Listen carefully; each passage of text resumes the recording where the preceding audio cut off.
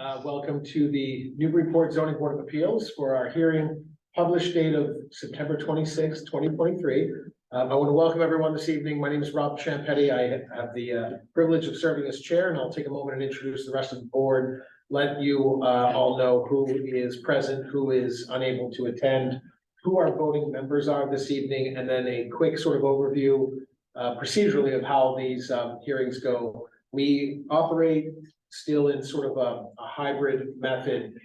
You'll see these OWL cameras and microphones that are picking up everything that's happening. Yeah. Sorry, actually, to that point, if I could, I apologize. For the folks at home, they might be getting echo because I think your microphone on your laptop might be on. Sure. My apologies if that is the case. And if anybody else is using their laptop, if you wouldn't mind, just making sure your microphone isn't on the same time. My mic is, no, my mic's off. Okay. Yeah. All right, thank you. Yeah, are you getting an echo though? No, it's just that it seems to be pulling from, okay, no, go ahead. Sure. Yeah, I just, it's because it's coming from you on here, I'm concerned about that. No worries. They made a mistake. What we tend to do is we'll go through the agenda. It looks like most of the folks in the room are familiar with how we operate the ZBA just from familiarity of looking at the room. But for those that may have not been to one of these meetings before, I'll just explain that we still have folks that are logging on remotely through Zoom. That's why we have the OWL cameras, and we basically publish everything that's being shown to us that we're all looking at on our laptops in real time, as well as anyone who chooses to log on remotely. They're seeing the exact same thing. So anything that's being referred to, anything that's being referenced and described by the applicant or the applicant's representatives, slides, PDFs, PowerPoints, all of that gets published up on the screen and online. So everything that you see behind me, everyone's seeing all at the same time. So all of this information is available at the website as well. So what I'd like to do, since it's 7 o'clock, I will go through our procedural sort of opening of the meeting. We'll call the roll, establish that we have a quorum, which is a legal basis to conduct the business of the zoning board this evening. We'll establish who the legal voting members are. There has to be at least 4 voting members, and we'll establish who they are, and we will also indicate who the alternates are. Then we'll go through our public hearings. We have 2 matters that have been we've received requests for continuances. In case anyone's here for 255 High Street, I'm sorry, that one is going to be a request to withdraw, but anyone who is here for 14 Payson Street, that matters being, we have a request for continuance. I'll do those first, even though they're not in sequence. This goes for anyone who's listening online as well. So we'll stick around in the hopes of speaking in connection with an application that's getting continued to another date. So with that, without further ado, I will call the roll, and we will open our zoning board of appeals for the city of Newburyport for September 26, 2023. Calling the roll, members of the ZBA, please just respond with present or here. Mr. Stephen Delisle. Here. Mr. Ken Swanton. Present. Mr. Walter Shannon. Here. Mr. Gregory Bennett. Here. And Ms. Lynn Scow is absent this evening. Ms. Patricia Pecknick. Here. And Rob Champetti, I'm here. So we have 1, 2, 3, 4, 5, 6 members of the ZBA present. And apologies, we have 5 voting members that I established. The 5 voting members are Mr. Delisle, Mr. Swanton, Mr. Shannon, Mr. Bennick, and myself, and Ms. Pecknick as our associate member. Will be voting whenever there's a recusal, and I believe we have at least 1 this evening. Any associate member not officially voting still participates in all deliberations, all questions, and everything except for the vote, and steps up to vote in the event of a conflict of interest by a member. So we have a quorum, and I appreciate that everyone is here. And again, we've already established the 5 voting members. So let me just give you the quick lay of the land, and then we'll get into our business this evening with the continuance, a matter that's before us for withdrawal, and then we'll get right into the substantive applications based on the agenda. So for anyone logged on remote and anyone here, the flow of a ZBA hearing is it operates under a sort of a modified set of Robert's Rules of Order. that is to say that we start every application by reading the legal notice. I'll read the legal notice. That's the notice that's published in the newspaper and the notice that abutters would have received. It's simply just reading out loud the name of the applicant, the application number, the address, and what the applicant's seeking relief from. We try to be as sort of real language as possible. So I'll indicate whether it's a special permit for nonconformities, or a variance, and then I'll simply describe what the applicant is asking the ZBA to consider. Applicant seeks all necessary permits to reconstruct an exterior porch, or etc. Whatever that real sort of descriptor language is, so that anyone who's following along can easily understand what that application is about. Once I read that legal notice, we'll invite the applicant or the applicant's attorney or architect or representative or all of the above to step up to the podium, present the application. Mr. Andy Port to my immediate right, and Ms. Gretchen Joy, our keeper of the minutes, will be writing down everything that you say. So and Mr. Port will run through the slides that are behind us. They're already preloaded, so we'll just ask the presentation to happen at the podium. We will hear the application once the applicant's content in presenting. I'll close that portion of the public hearing. We'll go to the second phase, which is public comment. Public comment, we ask people to kindly govern themselves generally around about a 2-minute mark of material and time. That's just in the interest of a larger room to make sure that everyone has an opportunity to be heard. We have great discretion, and we often lend that discretion to hear folks through, but we ask everyone to just sort of, govern yourselves accordingly. I'm not keeping a hard clock on 2 minutes, but if it ever got long, I would sort of invite folks to wrap things up as politely as possible.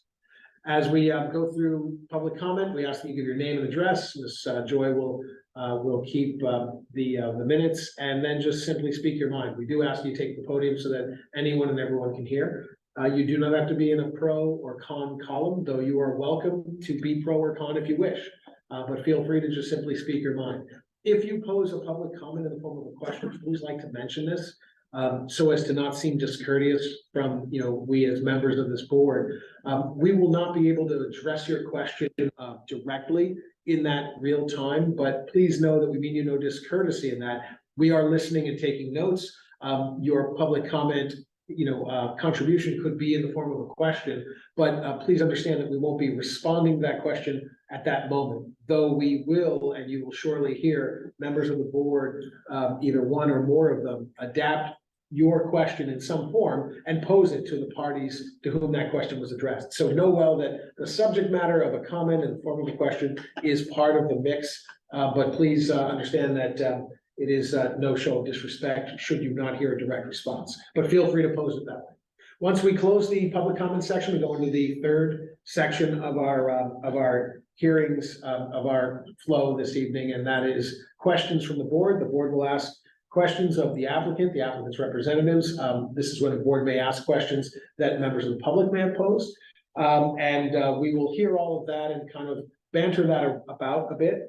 Every member of the ZBA will have an opportunity to ask questions, and I usually cycle that through at least once, maybe twice, until that's exhausted. We then, when we've concluded, I'll close that third portion of the public hearing, and we go to the fourth and final segment of our public hearings, which are deliberations. Deliberations are just when you hear members of the ZBA toil with the legal criteria and the standards that we are required to find or make findings related to as a result of the application. We're required to make determinations as to whether the applicant met a burden, showed an example of one thing or another with respect to their request.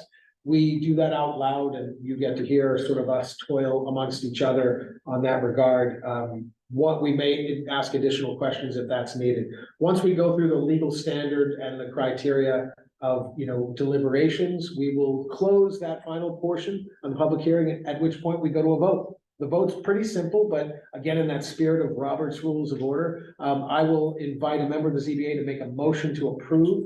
That doesn't mean that member of the ZBA intends to vote to approve an application or even intends to support it. It's simply the format by which the question or the motion is placed onto the table for a vote. It's always in the affirmative, in the form of a motion to approve.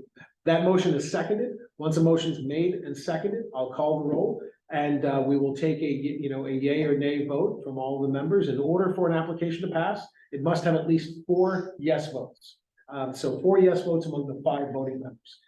So that's really it, and that motion will carry, and that application will be approved or not, and we will deal with sort of changes along the way. So that's what we do and how we do it. Without further ado, I'm going to get right into our business this evening, and certainly thank all of you for your tireless patience and listening to all of that. But we try to make sure that we sort of explain what we're about to do. So now that we open our public hearings, I'm going to go to our first matter on the agenda. This is a matter before us, Nancy and David Reyes, care of Lisa Mead, Talbot and Costa LLC. The matter is 255 High Street. It's a continuation from July 25th. And it's an application, special permit for nonconformities. And I believe the applicant's attorney has requested to withdraw without prejudice. Attorney Mead, do you wish to be heard? Oh, we're not using them. You can just, if you could, just speak loudly and the owls will get your audio. I think the request speaks for itself. It reads this request to withdraw without prejudice. Very good.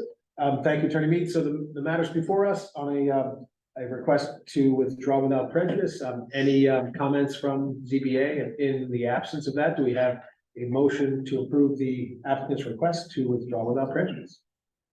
I'll make a motion to accept the request to withdraw the special permit for nonconformities application for 255 High Street without prejudice. Thank you, Mr. Swanton. Do we have a second?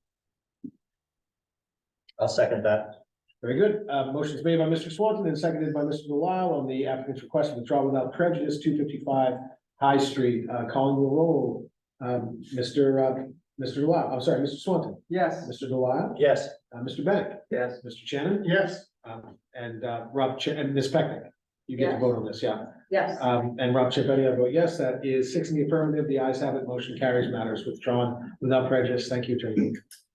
Okay, moving to our next matter. This is also a bit out of order, but it is a request to continue 14 Payson Street.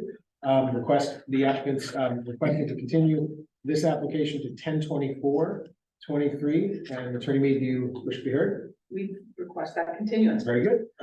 Thank you. And members of the ZBA, do we have any deliberations regarding the request? And in the absence, do we have a motion to approve the applicant's request to continue to 10/24/23?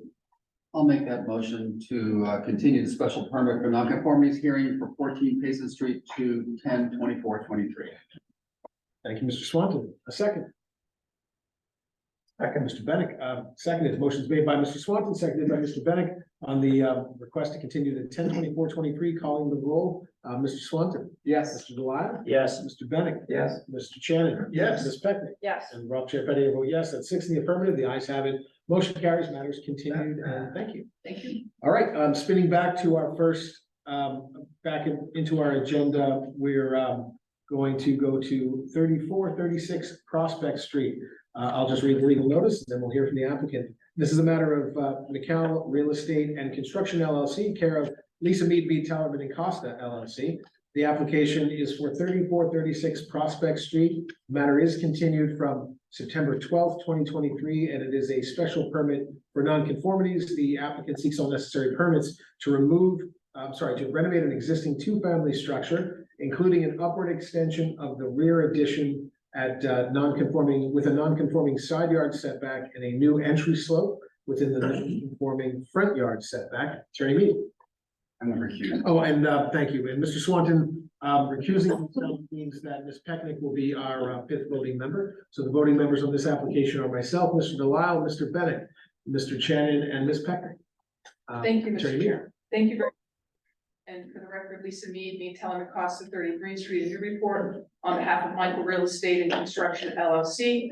And Billy Michael is here with us this evening. And the architect on this project is MPG Home Design. They're unable to be here, so you'll have to suffer through my explanation of the architectural design. As the chair indicated, this is a special permit for nonconformities.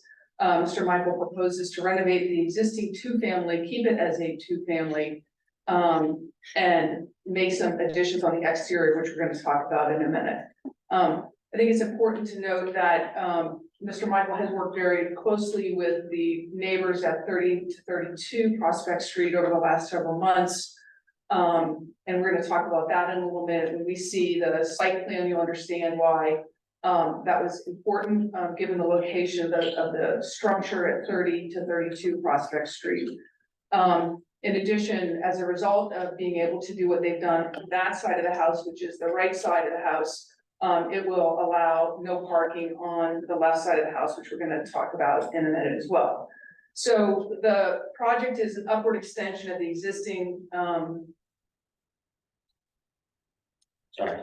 that's right, could you go to the next slide, please? Andy? Thank you. The project is an upward extension of the existing left side yard setback because of the addition of a second floor on the rear bump out. And an increase in the front yard setback because of the proposed new front entry.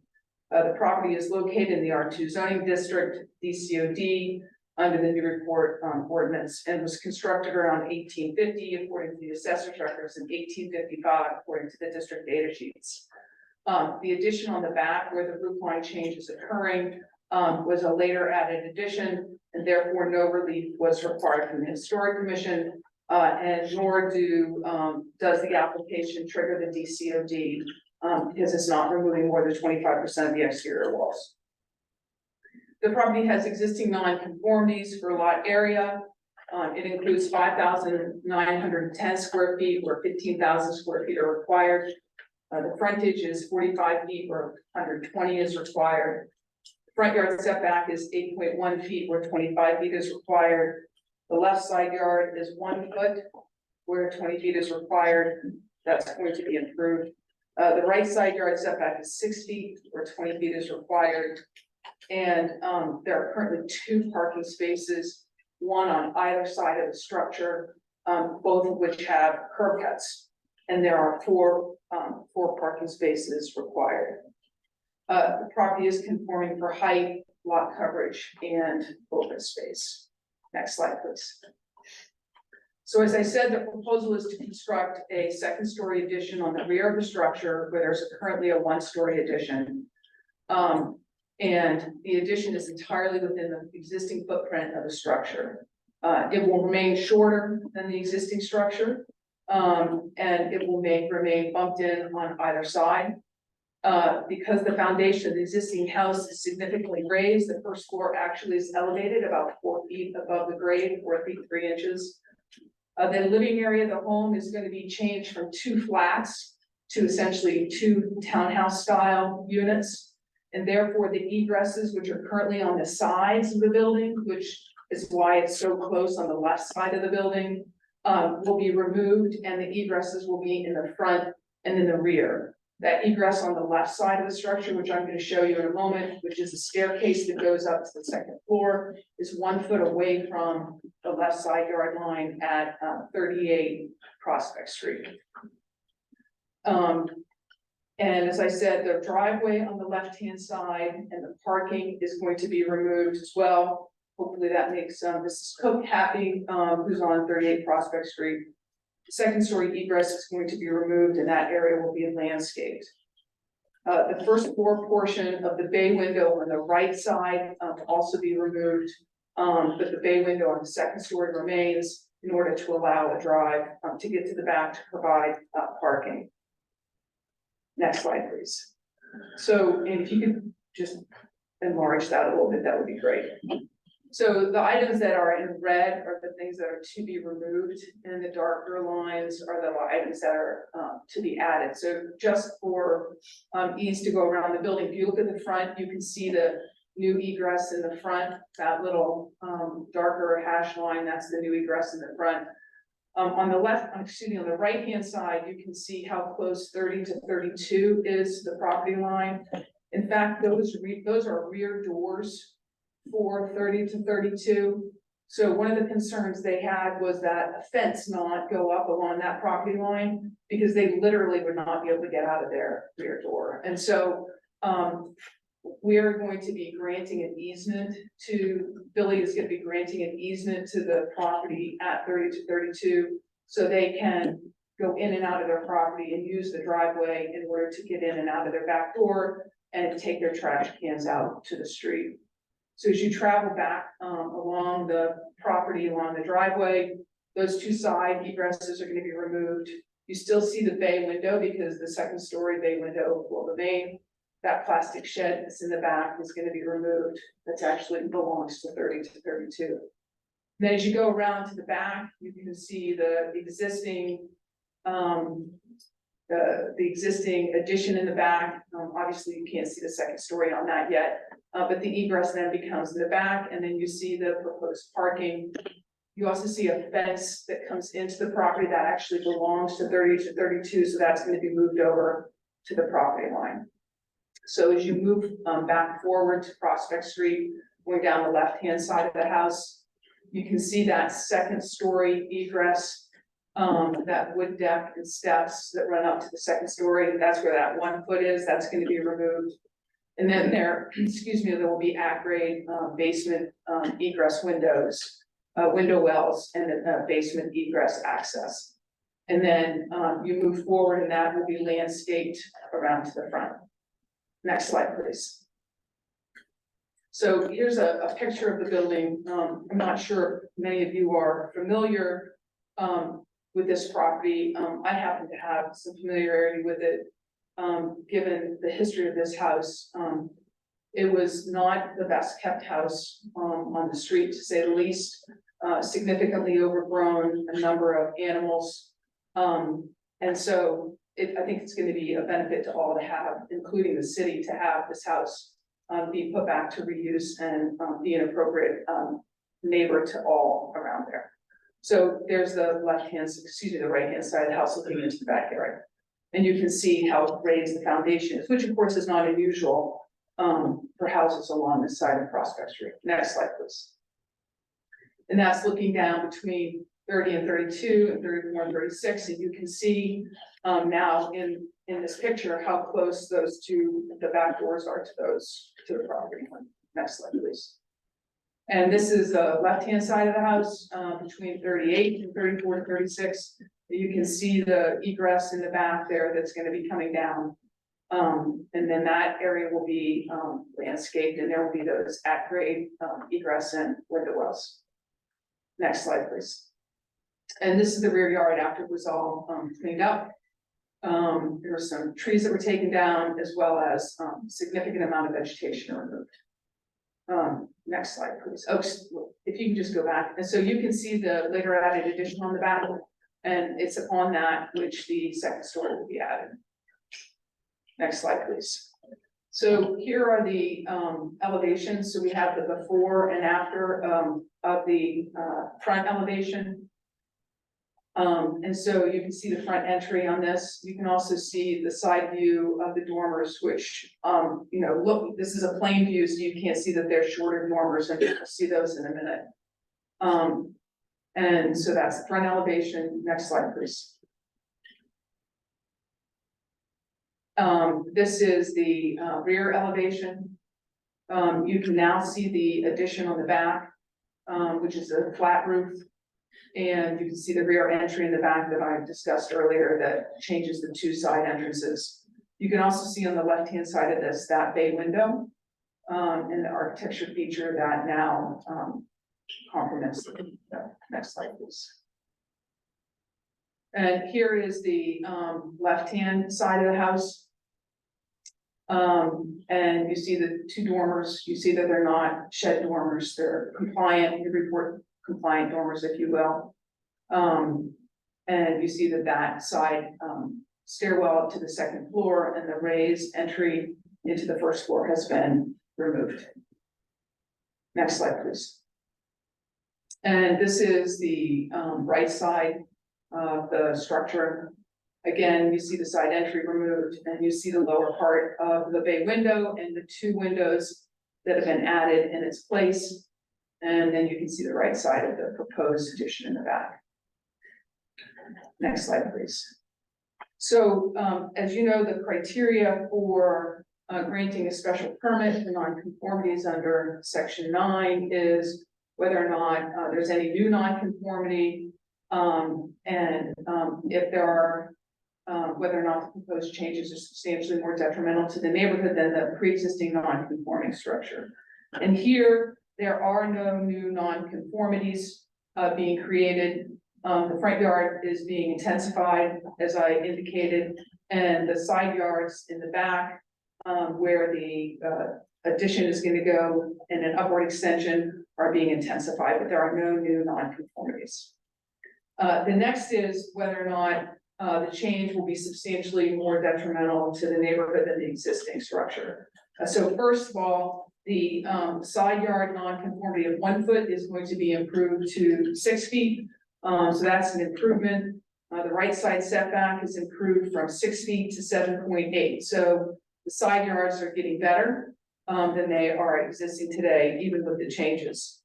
The removal of that side entry in the lower portion of the bay opens up the back so that we can take and make the parking compliant in this instance and get the parking off the street, which all of you know who visit that area has limited parking on the street on Prospect Street. Again, the left side of the house will be improved because that parking space will be removed. And it will be landscaped and grass will be there, and that non-conformity on the left side will be reduced down to 6 feet as opposed to 1 feet, and all the parking will be together in the rear. The new front stoop increases the front yard setback, that is consistent actually with other raised foundations in the area. Where the front entry exists, and I'm going to show you that. Many of them come right out to the front yard, where the front yard meets the street at a 0 setback. This one actually is still going to have a 4.6 foot setback on the front street. And it won't be right up to the street like many of them are along Prospect Street or in the south end generally. So it won't be an anomaly in the neighborhood. It's certainly not substantially more detrimental. The rear upward extension is shorter in height and subordinate to the main structure and will not be visible from the street. Importantly, I think that the applicant is keeping this a 2-family home and actually truly a 2-family home. There will be 4 bedrooms in these units, and so it will actually be a space that family can reside as opposed to just a 2-bedroom home. So if you could go to the next slide, please. So just to give you an overview, so here's the property on the GIS, so you can see how it is. It has a pretty significant rear yard. That's how we can keep with the open space and the lot area. In fact, we're not increasing the that footprint of the house as I indicated earlier. Next slide, please. And here are some examples of the stairs coming right onto Prospect Street or directly beside us. So here's 30 to 32 Prospect Street, which sits almost right on the city property line. Next slide, please. And here's 38 Prospect, where the stairs walk right out onto the property line. Next slide, please. And 16 Prospect, again, the steps walk right out onto the property line. Again, we're still 4.6 feet back. Next slide, please. And here's some more examples along Prospect Street.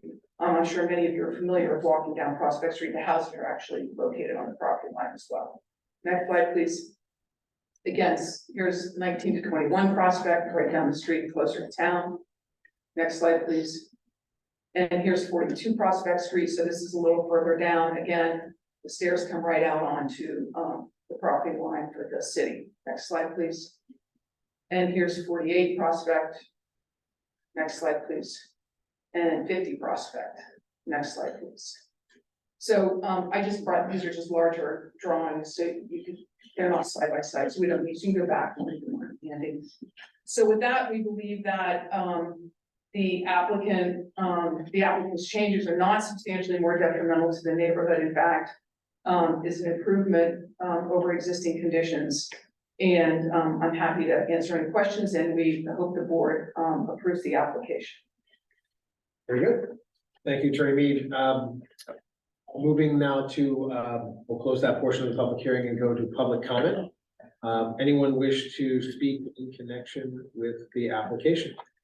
Anyone in the room? No, please.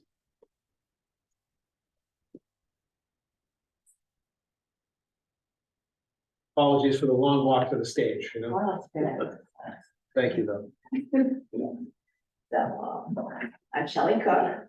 I live at 38 Prospect Street. I have lived at my property for about 40 years. And I have seen what has gone on there. And it's been very uncomfortable and very unpleasant. And the backyard was always overgrown and a mess. And initially, when I was spoken to about the project, that they were coming in and going to fix it up, get rid of everything and make it improve for the neighborhood and for the city of Newburyport, I was very excited. And I still am very excited. But there are a few things that have happened in just looking at the proposal that have my concern. Is part of the parking in the backyard where there were trees and shrubs, and I'm sure it'll be much improved. But I'd like to see a bit more of landscaping, what their design is gonna be, some variance, some privacy. It is a very quiet backyard neighborhood. And, you know, the idea of having cars in and out of there is very concerning. So I would be more receptive to knowing exactly how they're planning on, you know, keeping the noise down, keeping the privacy intact. And then my other concern is the fact that they want to do up on the second floor, they want to do an addition. Up there, they want to put a deck up there. And literally that deck, because we are so very close, looks right down into my backyard, like into my deck. So I lose all the privacy of my yard, and I enjoy my deck a lot. I don't know if they can make it on a deck. I understand wanting to have outside. I enjoy my deck a lot. I enjoy my privacy. That would be lost if that happened. So I would just like to have some reconsideration on that part of it. The condos, at 32, I believe it is, there is a deck at the end there, which is more at the ground, at that level. And that house is a tall house, it has a big foundation. When they put up there, I mean, it's up there, it's high. It's hanging out there. So those are my concerns. Basically, yeah, it's trying to keep some quiet, some privacy. Yes, in our nice neighborhood. And I want it to be improved. It's been a very long 40 years living in that particular house next to it. So I'm hoping we can figure all this out. Thank you very much. Anyone else wish to speak in connection with the application? Sir.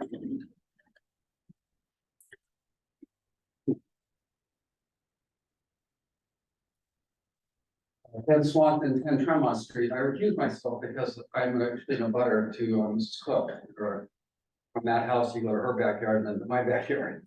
I guess my question is, can I comment as a member of the neighborhood or as a member of the zoning board? Should I not comment? So that's really a question for Mr. Ford or Mr.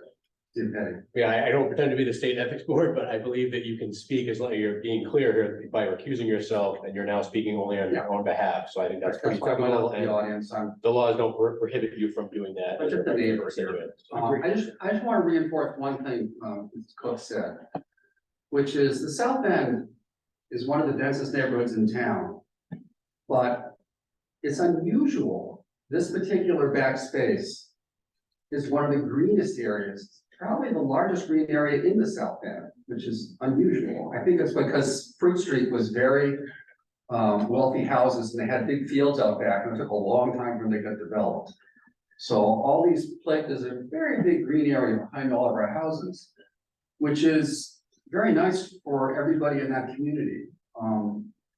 there are no large top-level decks looking out over it. This would be the first. I was out there tonight looking around. And I just think, you know, I agree, this building, it's great to see this building improved. And this building has needed to be improved. It's a nice thing to see, and I'm glad, so much of the plan I'm excited about.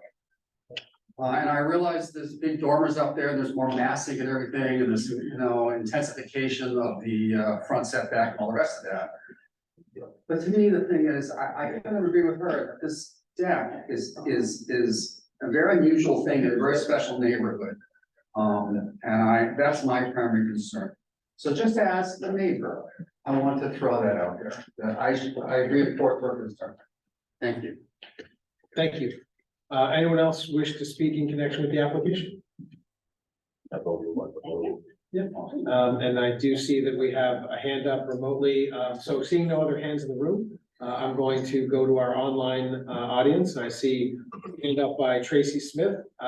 Tracy Smith, if you can hear us, if you could kindly unmute your mic, we'll do the same on this end, and please just give your name and address and let us know what you're thinking. Sure. Hi, I'm Tracy. Can you hear me? Yeah, thank you. Okay. I grew up next door. I'm Shelley's daughter. So I just wanted to kind of speak in her behalf. In the, you know, I guess I would, in a sense, beg to differ that we're not increasing a nonconformity by building a second story and then building a deck on top of that. Whether it's within the footprint or not, it's still increasing somewhat of a nonconforming. And in my eyes, as the man who just kind of followed up my mom said, you know, it does seem more detrimental to the neighborhood because it is a quiet green neighborhood. And, you know, the density of that area is what's been spoken about. And I think what is important to recognize, because now we're talking about 2 4-bedroom units. That's traffic, that's people, that's on a street that already can't support the amount of people living there from a traffic sense. So I would just question, you know, the density part of it. Why are we trying to max it out? I mean, as long as we've lived there in 40 years, it may be a duplex. It's never been a duplex. There's been one woman living there with about 100 cats. But so obviously, you know, to you know, praise the fact that it's being taken care of, and I'm sure it will be beautiful at the end of the day. But the density, I think, is definitely, I think, should be considered. You know, I don't know how it works. I know it's town sewers, so I don't know if they're just allowed to have 4 bedrooms in each unit, or if that's a question. It seems to me like that's maxing it out if that's the case. And the only other thing would be greenery. I mean, is there any way to put a condition on it that they, you know, could plant arborvitaes in the very least around the parking areas, so the people that have lived back there in, you know, in a beautiful green space don't have to then, you know, wake up to asphalt and cars coming in and out. So you know, just, it is detrimental to the neighborhood. I mean, some will be good, some will be bad. It's change, but I feel like all of it needs to be considered.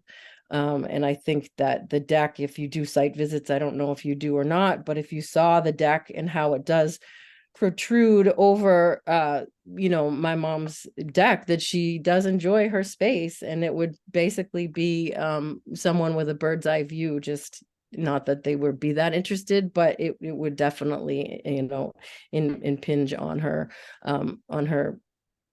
privacy. So at the very least, I think that you know, she is opposed to the deck in that sense. Aesthetically, it looks good, but I think functionally it will not be good for the neighborhood.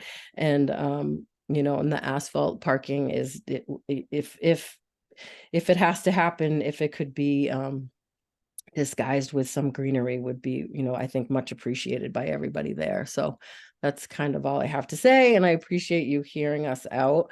And, you know, again, we do appreciate the fact that it's being transformed. And I'm sure when it's said and done, it will be great. I guess the only other question we had was, it sounded like it was raising an elevation, but but I'm not sure I'm understanding that correctly or not. And I guess the question would be, is that foundation being used, or is that whole building gonna be raised and a new foundation put under it and actually raised up? Or that would probably be more for the architect, but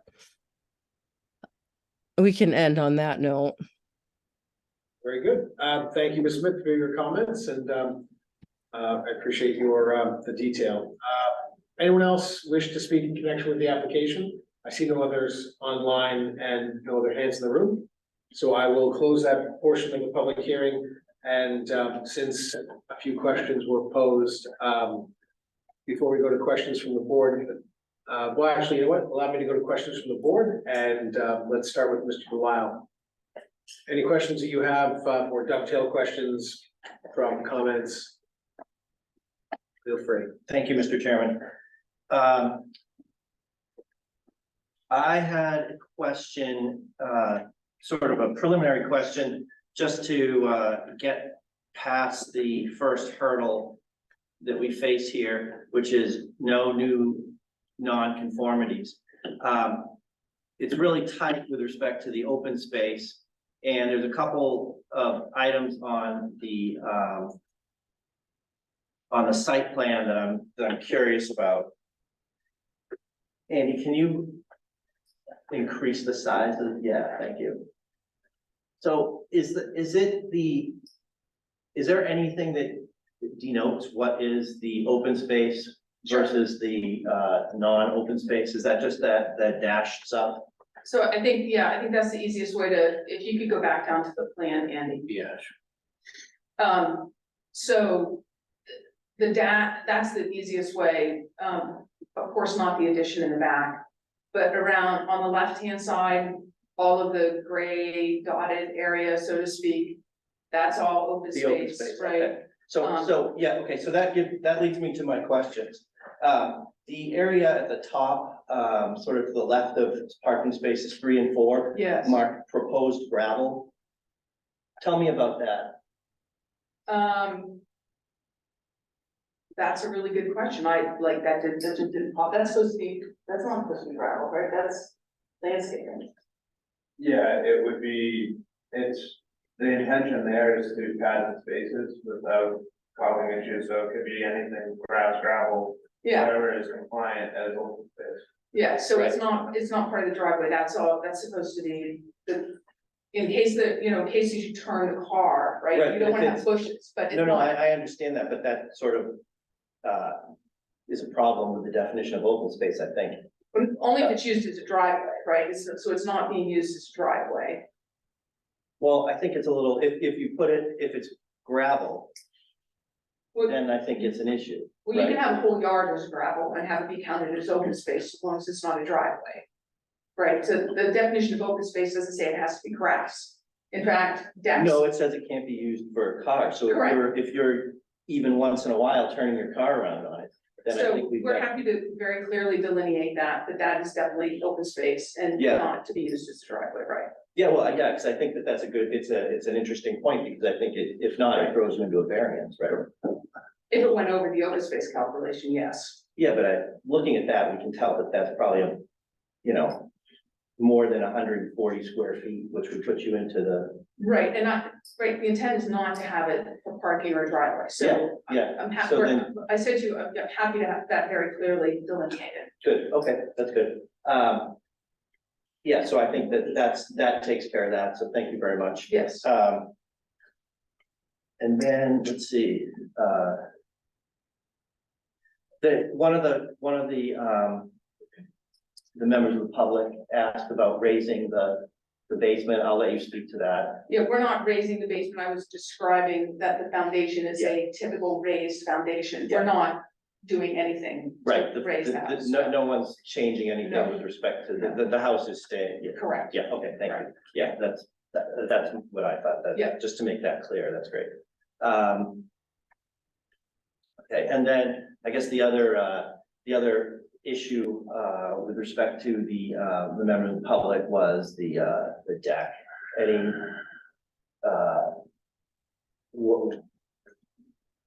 anything on the deck?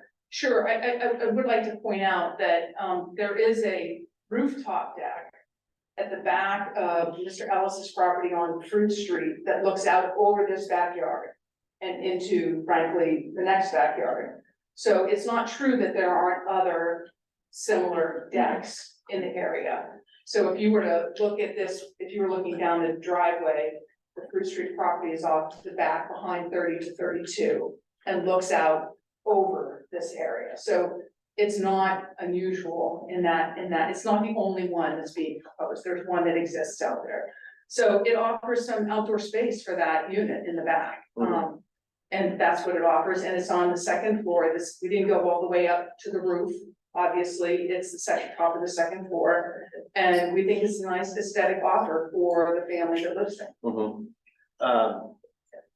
One thing I could think of, very quickly would be to put some sort of like screening on the sides. Would that be something? Yeah, you could absolutely do that. I think probably on that corner, and I've seen that done to help kind of guard the view with the neighbor. Yeah, I sure. don't think that there would be any objection to doing something like that, right? So there wouldn't be any objection to having, you take that block, like a quarter, not quite a quarter of that last corner, and then along the side, put screening there, there's no objection to that. Yeah, okay. I think those are all the questions I have at this time. Thank you. Great, thank you, Mr. Lyle, Mr. Bennett. I have no questions. Great, Mr. Shannon. Sure, I have a couple. The right side yard setback is actually being increased. And it appears that the reason it's being increased is you took out a window on the first floor. So, yes, that's without, no, the right side setback is being bigger, yes, that is correct, that's absolutely correct. So this goes back to if there were pillars under it, it would count. Okay, Cantilever is good. cantilever wins. Would appear that. I wanted to go back to the open space issue only because when I first read all the documentation, I went to the zoning matrix that I guess your office puts up there, and it says that the open space is 25.4. Which is quite a bit less than 40. No, Well, so which go is, ahead, I'll let you finish. so if you go to the zoning matrix that's, I say published in all the literature that we're given. Yeah. Sorry, I had you wrong there. Sorry. Yeah, wrong address, 3436. I think it was updated. So the one on there is the one we were referencing, and it says 42. Right, so that's an error, the actual zoning, if you look at the There zoning it is, table. it says 25.4. So my question is, what's right, what should we go on? Is there some math somewhere we could, Yeah, and because that's a huge difference, right? 25 to 42. it's not 25.4 and it's 40%. And if you could go to the zoning matrix on the plan, and I'm gonna apologize to the board, there were some errors initially on this. With all due respect to the engineer that originally filed the request for denial, we didn't do that original filing, which we usually do. And the zoning matrix, it was incorrect, and so it's actually at 40%. It's not at 42.5%. So what I will tell you is we will provide to you a corrected zoning matrix that shows you with the calculation and is stamped by the engineer that it's at 40%. Okay. I guess that solves that. Oh, can I come back to you with a question then? Yes, Because before I thought you were within the slush area, so I didn't bring this up. What about those proposed basement accesses? Are those counted as open space? There's two of them. Are those counted as open space or not? so I don't have the calculation in front of me, Mr. Delisle. We provided it to the engineer with the proper definition and had it reviewed after it was corrected by the zoning code administrator. So off the top of my head, I think that they are, because they're not used as driveway and you're allowed to count like patios, right? So I don't have that in front of me, but I will make sure that you have that. Okay. Just that becomes critical as to whether you need a variance, I suppose. Let me tell you, there was a lot of time spent on the open space calculation to be sure that we did not need a variance. So I can assure you that how the calculation was done with that, but I know you would have some doubt because you've got two different numbers for it. But I take you at Yeah. with your assurance, of course. I still have one more question. It's just a clarification.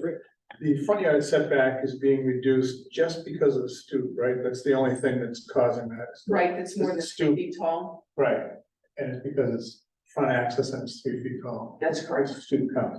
Correct.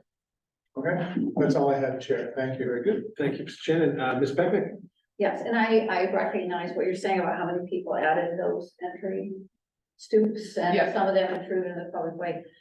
How wide is the sidewalk in front of this house? Do you know how many, was it up there? I couldn't see. The sidewalk itself, Yeah. it's a city sidewalk, so it's, Yeah, I I mean, I went, it seemed, it seemed narrower. That's all, do you know? Yeah, it's pretty wide. The asphalt of the sidewalk actually protrudes into our property. And it's not, none of that's gonna be affected by the front stoop. I believe that it's like about 4.5 feet wide. I guess my concern is also that it's, with those, you'd have the 30 feet, is it 30 feet of dormers on each side? Is that how much dormer there is? I guess I just feel like it increases the apparent massing to add that entry stoop, so that's my concern with that. My other question is, what is the finished square footage in all these houses? The finished square footage? That I forgot. so I'm gonna break this down because, so the additional square feet. The additional living space square feet under the city's definition that's being added is 374 new square feet. Okay. So, because that is new living space in the attic and the second story on the addition. However, the basement is going to be converted from gross to living, right? We're turning the basement into living space. So the living space is gonna be much closer now to the gross square footage. So for both units, the living area altogether is 4,220. And the gross that's on the assessor's record is 4,590. So one unit is 2,195 and one unit is 2,025. So the additional new space is 374 square feet. We're just using more of the existing. And then what happened to the cat? I don't know, but a lot of them were. No, I probably don't want to. Well, so let me tell you, like, over the years, Merrimack Valley Feline Rescue has done a lot of work here, at least when I had anything to do with this house a while ago. Merrimack Valley Feline Rescue was very involved. So I suspect that they were regular customers. They don't have any more questions. Anything else? Any other questions? I've got no additional questions that haven't already been asked and honestly answered. So I will go ahead and close that portion of the public hearing. And why don't we go ahead and now move into deliberations? And again, members of CBA, as we're deliberating a special permit for non-conformities, I just ask members to kindly tailor your deliberations around the two-prong criteria that we're asked to meet. And we'll invite Mr. Delisle to share with us what those are. Thank you, Why don't Mr. kick Chairman. things off? Thank you. So we had a good discussion about whether there was any new non-conformity, and I think we're good there.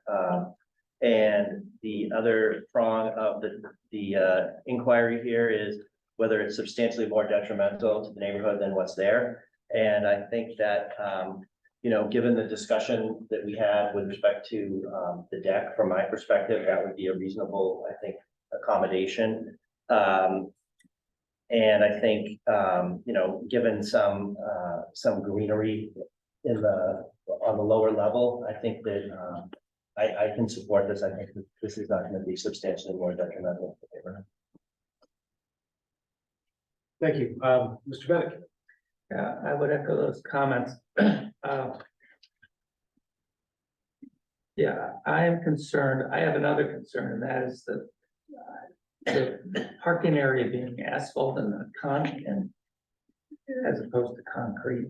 I don't know if that's something that the applicant can consider. I have this bias against such large swaths of asphalt that are unsightly in my view. There are better materials, and I think would be more in keeping with the improvements that are being made here.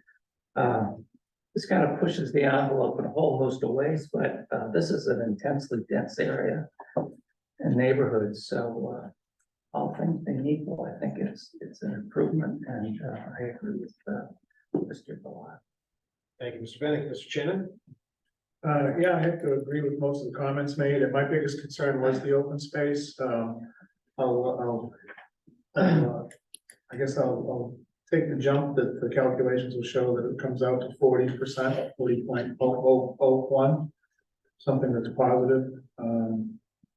And I agree if there could be some screening to help the neighbor with the deck, that would be great. And I think this also triggers the sidewalk ordinance, so we may want to put that in our decision. I'm not sure if there was a decision made to add trees, but I think there was something about a concrete sidewalk. Yeah, if I could, Mr. Chair. Please. Yeah, so the DPW said something and then reversed what they said. Oh, they did. No trees. Yeah. But it is asphalt in the front. Yeah. So it needs to be compliant with the regs, and so that's fine. You can do a condition that is either gonna be brick or concrete, consistent with the stipulation of the The sidewalk. DPW. Yeah. Okay, with that said, I can support the application. Okay, and Ms. Pecknick? I think roof decks are always inappropriate in these dense neighborhoods on a narrow lot like this, especially if there's a 4-bedroom unit. I don't know how you keep everyone in the family from being out on a deck. It also just intensifies that feeling of density, and it's ironic that, you know, you cut down 6 trees and then build a deck up there so you can look at other people's trees, so I would not support it with the deck. I echo some of the comments of my colleagues. I'll just sort of restate the criteria just so that we're still on the same page. Since it's an application for nonconformities, the applicant, in order to be successful, must demonstrate that that the board must find that there will be no addition of a new nonconformity. And I think we've heard deliberations from all the members with respect to whether it is there's a new nonconformity. And the second prong is the prong that's a little bit more slippery by definition, whether or not the proposed alterations are substantially more detrimental than existing conditions. Substantially more detrimental, not simply more detrimental or detrimental. I think we've heard some deliberations to fill out board members' thoughts on that criteria as well. My personal sentiment is that with conditioning, certainly out of respect and sensitivity to the immediate neighbors and the not so immediate neighbors, we heard with respect to screening around the deck, as well as the adherence to sidewalk improvements as per DPS. Do you know whether you would do brick or concrete? I don't know that yet, but Okay. can I just throw one in there to give everybody confidence that you can add a condition that prior to the issuance of a building permit, a plan be submitted that shows the 40% open space. Okay. Okay, so we have a couple of potential conditions orbiting around with respect to how the board members, whomever might make a motion, chooses to frame those. So with that, I mean, with certain conditioning, I too would support it. I think I sort of align myself with the cautious majority with conditioning, having heard from members of the neighborhood in particular. So I'm inclined to support it, but with that caveat. So that's sort of my shared sentiment. Closing deliberations, unless there's anything further, I'm happy to entertain a motion and any conditions.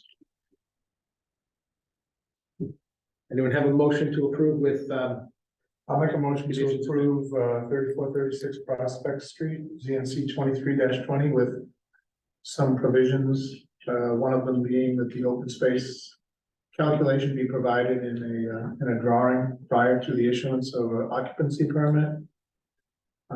Occupancy or building? Is it building or building? Yeah. Even better. That's earlier. Let me add the screening, between On the left side, the left side towards the back of the property. And that they'll meet the requirements for the sidewalk ordinance, either brick or concrete. Whatever DPS says is appropriate. Was there anything else? Do we have any others? I think that's it. Okay. Yeah, please, If I could through the chair, just for the zoning administrator, particularly, could you be, providing more detail about what you mean by the screening at the back? Just to make sure we include, clarity for what is on the deck. expected there. Is it just the side of the deck or, just want to make sure we're clear about what It's the is. left, it's the left side, so that you're screening between the deck and the, out to that side. I think Mr. Delisle was talking about screening on the deck, On the Right. deck? Yeah, on the second floor, like on the deck, yeah. right?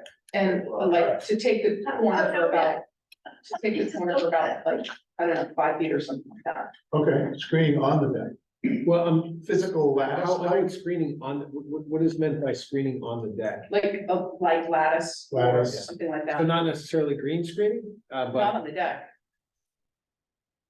okay. no deck.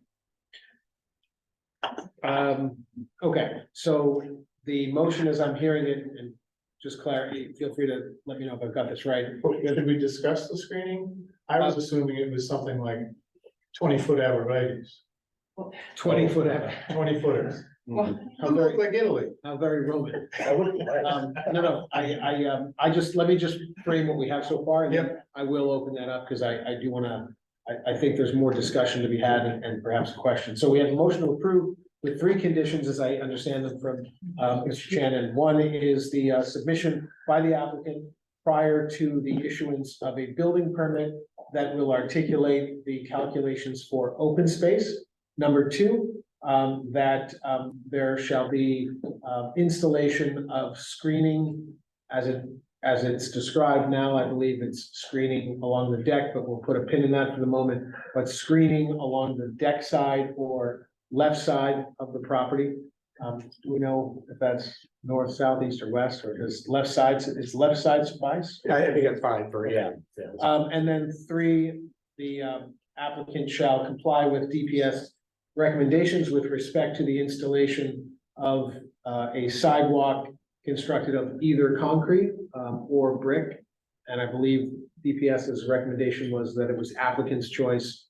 I believe DPS has said all that they're gonna say about that. Okay. It's an either or. So that's what we have thus far, those 3, the framing of those 3. So I think condition 1, open space, that feels fairly clear, unless anyone has any more to add. Condition number 3 feels fairly clear. So condition number 2 is seems to be ripe for additional refining possibly. So right now it's screening along the deck, but there's been some mention of green screening, not on the deck, but along the side. I'm assuming if there's room.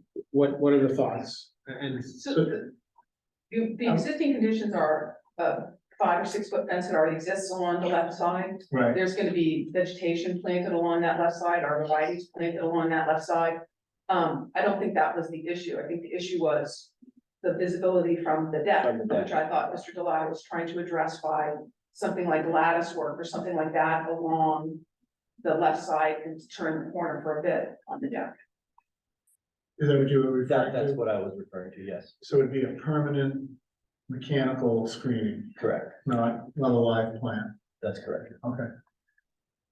I'm okay with that. my only feeling on that, and I'll just throw this in there, is that the massing of anything that is, that extends along a vertical plane. I don't mean to get so technical, but it will, unlike, I think, green screening, and I don't know that green screening is possible or preferable, but the sort of built environment screening, we'll call it, will appear like build massing, right? And so could project a closed-in sense by those that may view it. So it will screen, but it will also obstruct a sense of space, I think. Yeah, I think you're saying it caused the building to look extruded back further. I think that I mean, especially lattice, because, but I don't know that that sentiment of mine resonates with any of you, much less all of you.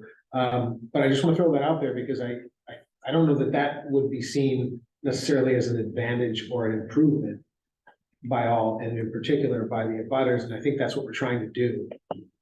So I want to throw that out there, and I don't know, Attorney Mead, do you have any thoughts on how this might be accomplished, like I what? mean, you could, so I believe that Ms. Cook has lattice along her deck. I do. So that would be consistent with Okay. that. I don't know how you, like, we could say you're gonna put evergreens up there, but they're in pots and they're gonna have to be removed, and then how do you make that by forever, right? Okay, I'm gonna, I'm gonna exercise a little bit of a privilege from the chair, and I'm gonna ask Ms. Cook, because you happen to be in the room now. Forgive, the sort of breach of protocol, but you have lattice, you're next door. Yes, I do tend to be a bit outspoken sometimes, but yes, I do have lattice on my deck, on my lower level. In an ideal world, without having to, come down on one side or the other. In that we're sort of toiling with this notion of trying to create some visual improvement and, and buffering. What are your thoughts? My thoughts are, a deck up there will be very intrusive to everyone who lives in that. There is another home that does have a deck further away. And there's trees around it, and it's not as, invasive as this particular one would be to myself and the condos next door. And So- it's up really high, So no deck is preference in the absence of, or a lower deck. but in the absence of that, what is the sort of this, what is the closest preferred alternative in terms of screen, so that we can, just so that we understand? I don't know, I'm not an architect, I don't understand what you can put up there, not put up there, how you can do it. Okay, I I was just curious if you had don't have a solution, understood. Thank you for that indulgence. I appreciate you sharing. fine. Okay, so, all right, we've heard all I think there is to hear, and anything further on the idea of a screen, and in the absence of that, we have. Where does the board come down on what should go there, if anything? I mean, It usually goes on decks of people's garbage cans and stuff they don't want, so I don't know what kind of screening solution there is. all right, If I knew, I'd have a better view all over the city. so the motion as we have it is a lattice screen. Unless the motion is changed with respect to that condition, we can vote on that, or I'm happy to entertain any new thoughts. You could leave it to the architect and say an opaque screening Mhm. as opposed to lattice, because the architect may come up with something that neither you nor I can come up with that's opaque, that provides what you need to provide. I think that's a good suggestion. Yep.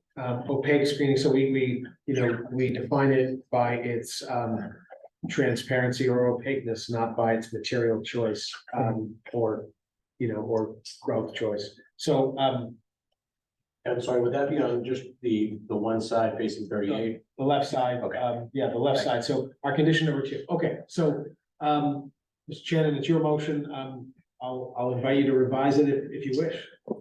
I'll revise the screening to be an opaque screen on the left side Okay, of the deck. so we have a motion to approve by Mr. Shannon, the application, with 3 conditions, as stated. The submission of an open space calculation before the issuance of a building permit, the installation of an opaque screen, to be, defined by the architect and submitted, before the issuance of a building permit. And, number 3, adherence at the applicant's choice of, adherence to the DPS requirement, recommendation of, sidewalk installation of either concrete or brick. That fair? Is that? Excellent. motion. Excellent, great. So do we have a second? Sorry to drag this out. I just want to make sure we understand. Poor Andy's got to figure out how to Got it. make that go. Do we have a second? Second. Thank you, Mr. Bennett. Motion is made by Mr. Shannon, seconded by Mr. Bennett, calling the roll. Mr. Delisle, Yes. Mr. Bennett, Yes. Mr. Shannon, Yes. Ms. Peckman. No, And Rob Champetti, I vote yes, that's four in the affirmative. The ayes have it, the motion carries. Thank you Thank you. very much. Thank you for all of your input, truly. Thank you. Okay. Moving on to the next application. This is the matter of Polly Mazur, 6 Butler Street, a special permit for non-conformities. The applicant seeks to all necessary permits to modify an existing special permit for non-conformities to allow for the addition of dormers. And may we hear from the applicant? And I believe Ms. Polly, are you with us? Hi, I'm on a Zoom call. Can you hear me? We can, thank you. Hi, I'm so sorry. We are just sitting at the city councilors meeting over downtown. We are just pulling into the community center right now. Would you like me to wait until we step inside? Well, I'll tell you what, if you're pulling in now, we can go to the next application. We can wait if you're imminent. And we can, Yes, Why we'll don't go you- after that person, please. Thank you so much. yeah, no worries, take your time and, we'll see you shortly. So Okay. thank you. So the matter of, 217 North, is this Northern Boulevard? Yes. Yeah, Northern Boulevard, is our next application, so, we'll read the, legal notice. This is the application of Luke and Catherine Shipman, care of Lisa Mead, Talent and Costa LLC, 217 Northern Boulevard. The applicant seeks all necessary permits, and applies for a special permit for non-conformities, seeking to construct a second-story addition to the rear one-story portion of an existing non-conforming structure. May we hear from the applicant, Attorney Mead? Thank you, Mr. Chair. On behalf of Luke and Catherine Shipman, Lisa Mead, Teller across the 33rd Street report. And with me this evening is Eileen Graff, thank God, the architect, to talk about the architectures on this. Next slide, please. Luke and Catherine are also here for this evening. So the property is located in the R3 and Biot overlay district. Luke and Catherine hope to put a 120 square foot second floor addition on an existing first floor bump out on the right side of their home if you're looking at it from Northern Boulevard. The property is approved one family residence that was constructed around 1900 according to the assessor's records. And it also includes a garage. The property is not listed on the data sheets, nor does it have a Form B. We were in front of the Historic Commission because we couldn't date that one-story addition that we're putting the second story on. And the Historic Commission determined the house not to be historically significant, nor preferably preserved. That having been said, the property is non-conforming for lot area at 6,359 square feet, where 12,000 are required. Has a front yard setback of 8.2 feet, where 20 feet are required. And just, so you know, this is a corner lot, which actually also is on an arc. It's not a square corner. And so the front yard is actually 76th Street, just so you know, not Northern Boulevard. Therefore, in any event, the front yard has an 8.2 setback where 20 feet is required. The right side yard is 8.8 where 20 feet are required. That's where we're putting the addition. And that's opposite 76th Street. And the lot coverage is at 21.6, where 20% is the maximum. And the FAR is at 0.317, where 0.25 is the maximum. Next slide, please. So as I said, the proposal is to construct a second floor addition over the existing one-story bump out on the rear of the structure, or the right side of the structure, if you will. It's slightly offset from the first floor and is partially cantilevered in design. It will not create any new nonconformities. However, because of that cantilever, which has a roof over it, it increases the lot coverage from 21.6% to 21.8%. The FAR goes from 3.17 to 3.3, from 0.317 to 0.337, which is a 0.02 increase. No new bedrooms are being proposed as part of the addition. In fact, merely, it's a readjustment of space, which Eileen will go over with you momentarily in the, floor plans. If you could go to the next slide, please. So here's the house, and it actually has a curved front yard, so you have to do that kind of funky thing in the dimensional table with regarding to figure out which is the front yard. So at the top, you can see that's actually the rear yard, and that is the existing one-story addition, and then that's where the second story is gonna go on top of it. And then you can see the garage and the shed on the left-hand side. If you go to the next slide, please. With that, I'm gonna ask Eileen to go through the floor plans so you can see what's being added and the architectural drawings.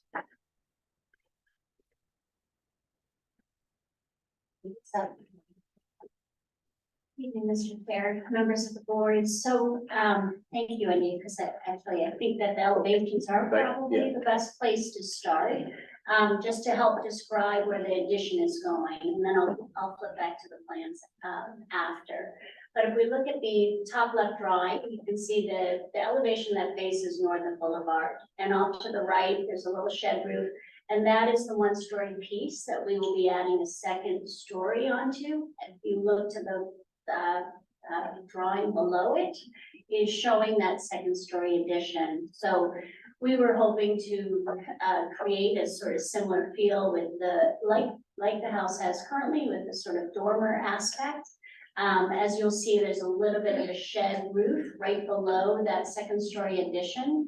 And that was done for a couple reasons, partly to sort of help break up a two-story wall by having the interruption of the shed roof, but also more importantly, on the second floor, there was a window that we were trying to avoid. So we pushed the second story front face back by a couple of feet. And this can be seen best on the next elevation sheet. And we'll slide to that so you can see a side view. So then if we look to the top right drawing, you're going to see that one-story piece with the shed roof coming, say, towards us. And if we look at the bottom drawing on the right, this is depicting the second story. So here, as Andy's pointing with the cursor there, there's that shed roof that you're seeing from the front elevation. And then you can see there's an existing, that's a bathroom window right there that we were avoiding by pushing the structure towards the rear yard. But you can see where that cantilever is happening on the right side of that second story addition as well. And that's the piece that contributes to the lot coverage change. That piece that does cantilever is actually going over existing decking. So in relation to what it's doing to say the environment, that condition has not changed, but does effectively change the number of record for lot coverage. And with that, I'll shift to the left side drawing there just to explain some of the changes. As you can see, the right side, if we look at the top left drawing, we're looking at, on the right side of that, is a sunroom piece there with the deck above.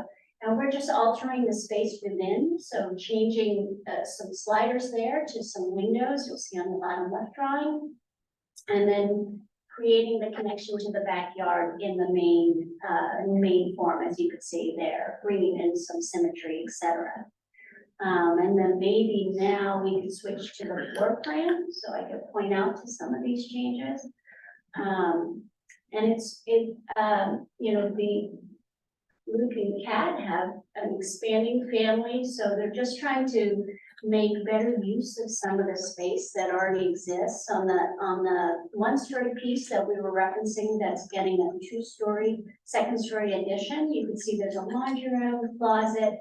It isn't functioning that well, so we are shifting some of those functions, the laundry room up to the second floor, reorganizing where a bathroom is on the second floor, and then also carving out a little quiet office space as well, due to remote working that needs to happen. So, and then as you can see on the existing sunroom, that function has changed, as I was saying, so the door that used to go to the backyard is no longer there in order to allow for the kitchen to happen. So there is some deck space getting removed due to not needing that access point anymore. But for the most part, just subtle changes, very minor in addition of additional square footage, but huge impact for their family. And with that, I will pass it back to Lisa, but happy to answer any questions today. Thank you, Eileen. Next slide, please, Andy. So, just to go over some photographs, this is the addition, that the second floor is being added onto on the rear of the house. Next slide, please. And that's another angle of it, looking out towards, Northern Boulevard. Next slide, please. And here's some context. So here's looking down 76th Street. So the house is on a corner. Next slide, please. And this is the front door, the view from Northern Boulevard. Next slide, please. And again, there's another view from Northern. And next slide, please. And here is the left side of the house, or the rear from Northern. Next slide, please. And then this is the left side. Excuse me, that was the one from 76th Street, right? The one I just did not. Yeah, that's the left side of the house. Sorry, the one above was from 76. This is the left side of the house. Sorry about that. Next slide, please. So the criteria for special permit in the PIOD is whether or not such alteration, reconstruction, extension, or change shall not be substantially more detrimental to the existing non-conforming structure, neighborhood, or the PIOD.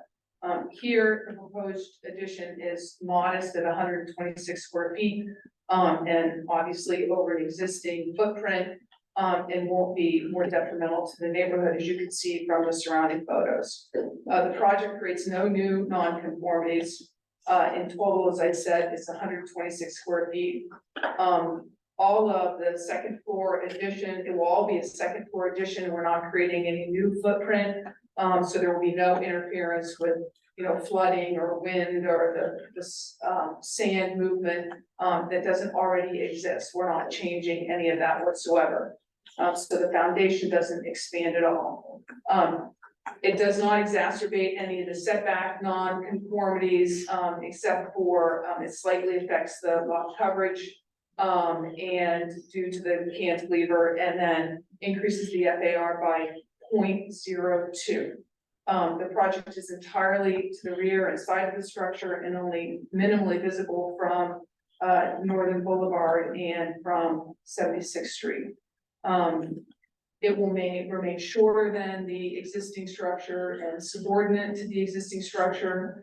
From an architectural point of view, it kind of ties in the various elements that Eileen went over and brings that addition into the house the way Eileen has described it, as opposed to kind of being something that was an appendage that was added on at a later date and time.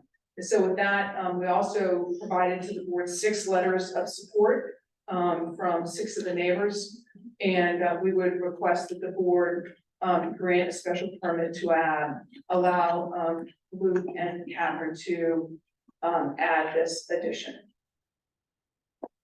Thank you, Attorney Mead. And Eileen, thank you for your presentation. Anything further before we close presentation?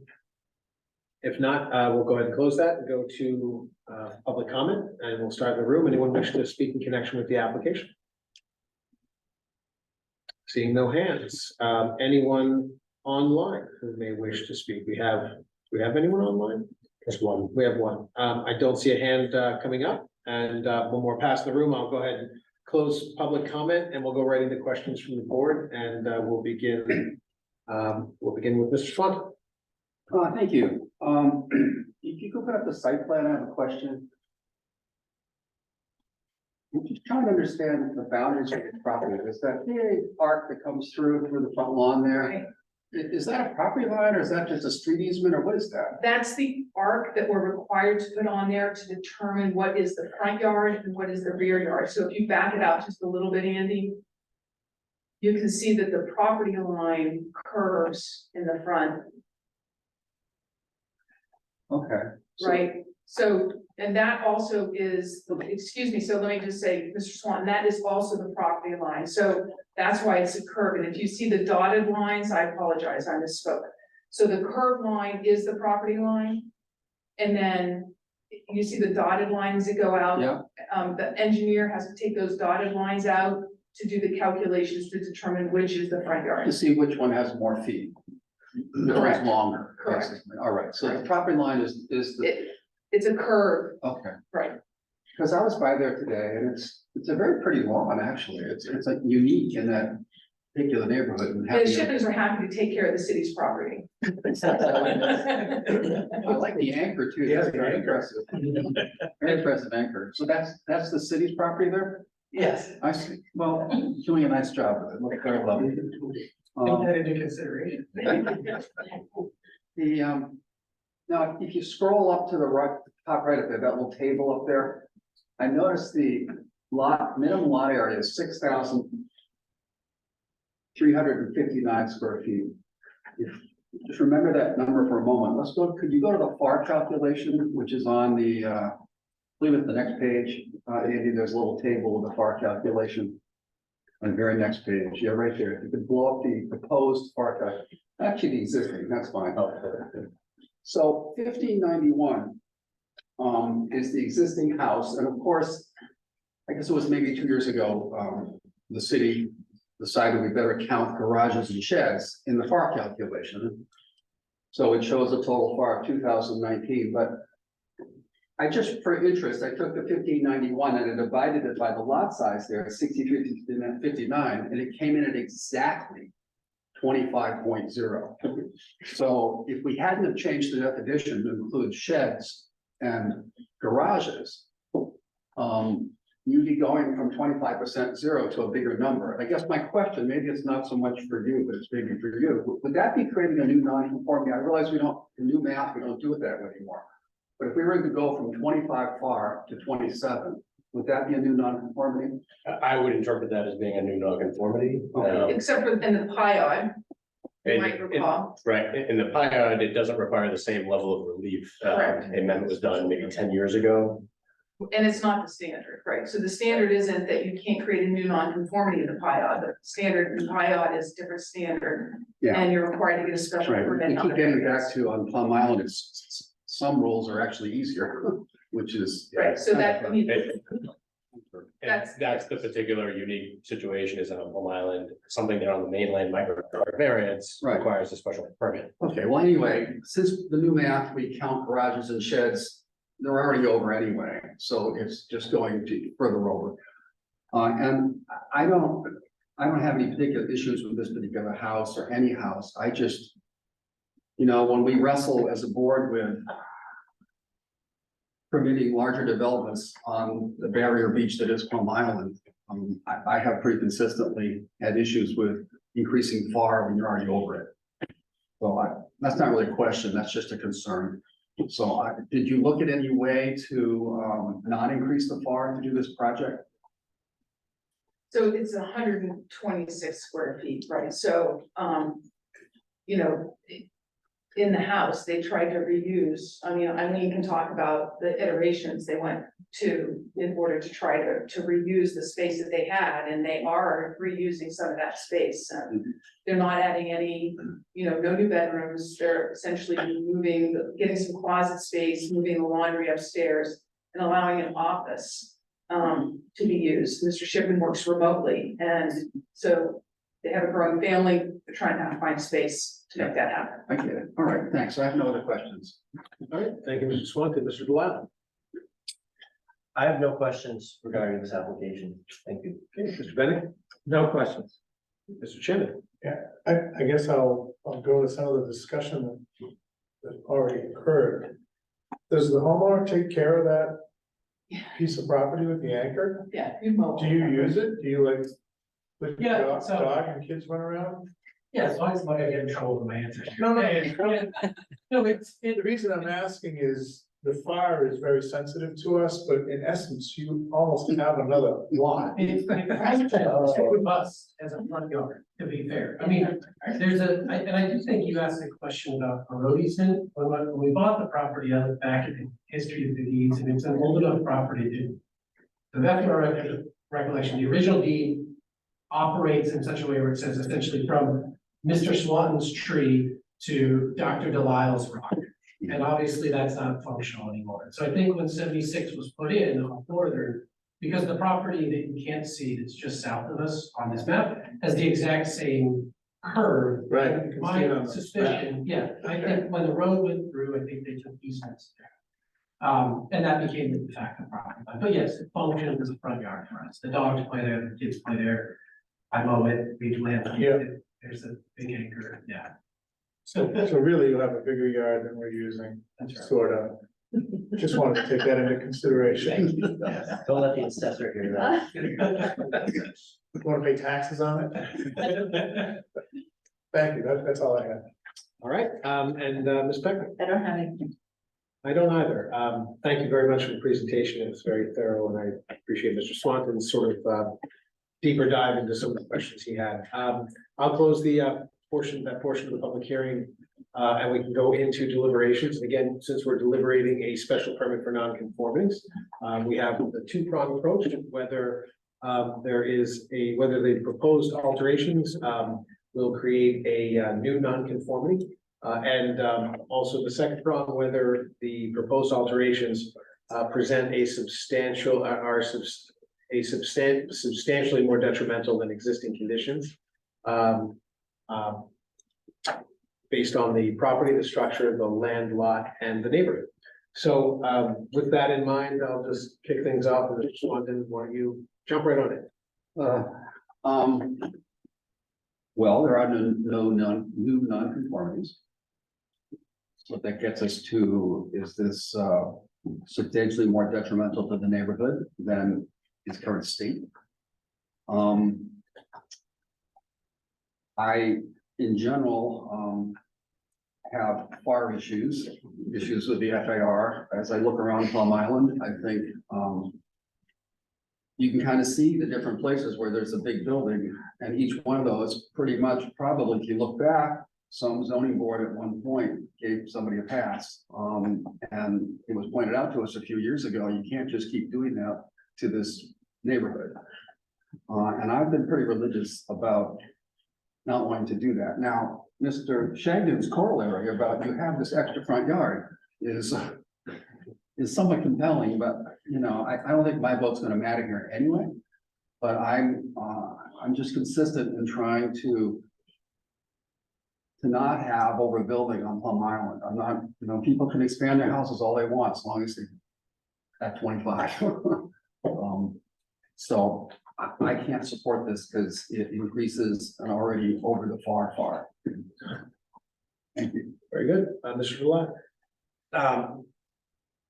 Thank you, Mr. Chairman. While I understand Mr. Swanton's perspective on this, I take a more lenient approach where the increase, It's small. well, not only small, but it's up over the existing structure. So there's no new structure being added, no change to the footprint. And that's sort of, for me, I tend to be more lenient in those instances, and this is one of those instances. So I'm okay with this one.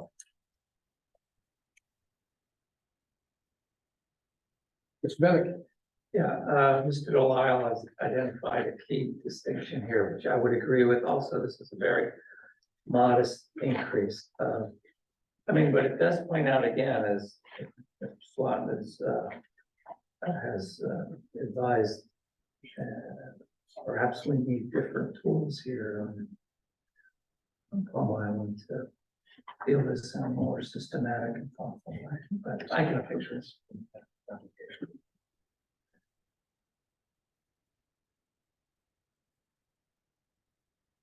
Thank you, Mr. Bennett. Mr. Shannon. I agree with, my colleagues and, well, two of my colleagues don't agree with this. I'm sorry. And I think the fact that the applicant is taking care of that bigger parcel of land far, I won't say it doesn't matter, it just, it softens it for me. I too don't like, I mean, first of all, it's already at 31.7 and the fire limit is 25. It's already through the roof. We're adding another 2% to 33.7. Under normal circumstances, I guess I would agree with Mr. Swan. I think for this application with this modest addition, and I think it'll greatly improve the house, and if they keep taking care of the land and polish the anchor, I think I can approve it. I can live with that condition. All right, Ms. Beckman. I don't object to the second story over the existing addition. I don't want to include the city land and merge it into their lot and. No, I wasn't suggesting it's. Yeah. Even psychologically. Oh, okay, okay.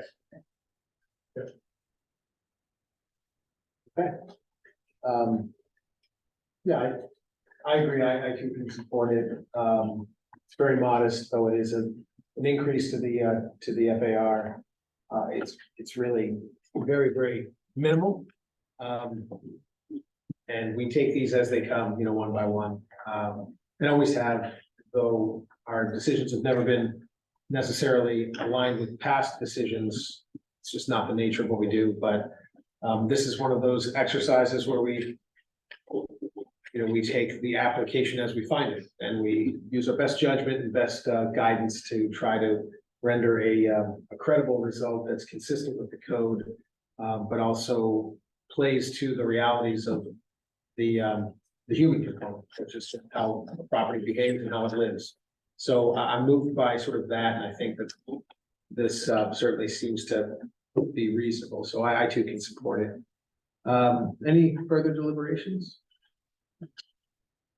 All right, hearing none and seeing none, do we have a motion to approve the application, and are there any conditions? If there's a motion, just perhaps we can condition if that's what is if that's what's intended. I'll make a motion to approve 217 Northern Boulevard, ZNC 23-24. Very good. And do we have a second? I'll second that. Right, motion's made by Mr. Chagnon and seconded by Mr. Delisle, calling the roll. Mr. Swan. No. Okay, Mr. Delisle. Yes. Mr. Bennett. Yes. Mr. Chen. Yes. Ms. Peckman. I'm not voting. Thank you. And Rob Champetti, I'll vote yes. That's for the affirmative. The ayes have it. Motion carries, and good luck to you. Thank you very much. Mr. Chair, I think motion was, everything was closed in the last hearing, but I want to apologize.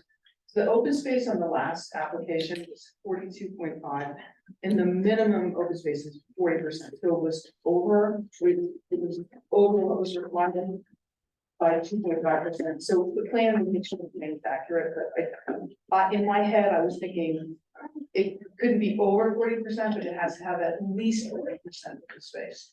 And it's at 42.5. So the matrix is correct. Oh, okay. Yeah. Then I apologize for the extra scrutiny. Yeah, no, in my head, I was like, wait a minute, I had that, and so I went out and Ben is like, no, that's supposed to be, I'm like, oh, yes. So I had it all backwards. So anyway, the matrix was correct, but you'll have the plan accurate anyway. All right, All right. thank you. Our last application this evening is reboot of the application of Holly Mazur, 6 Butler Street, a special permit for nonconformities. The applicant seeks all necessary permits and permissions to modify an existing special permit for nonconformities to allow for the addition of dormers. May we hear from the applicant? Hi, Hello. I'm so sorry that we're late. No We worries. listened, it was about 55 minutes into a discussion about the Brown School before we realized we were in the wrong location. My name is Holly Beazer. I live at 6 Butler Street. We were here, 3.5 years ago. We did a big project on our house. We did make an addition and it got rent out. At that time, it was right before COVID and we had a family of 4. We both went to an office. Since then, now we both work from home. We need 2 office spaces and we've had a 3rd child. So we would have done the house entirely differently if we had known COVID was coming.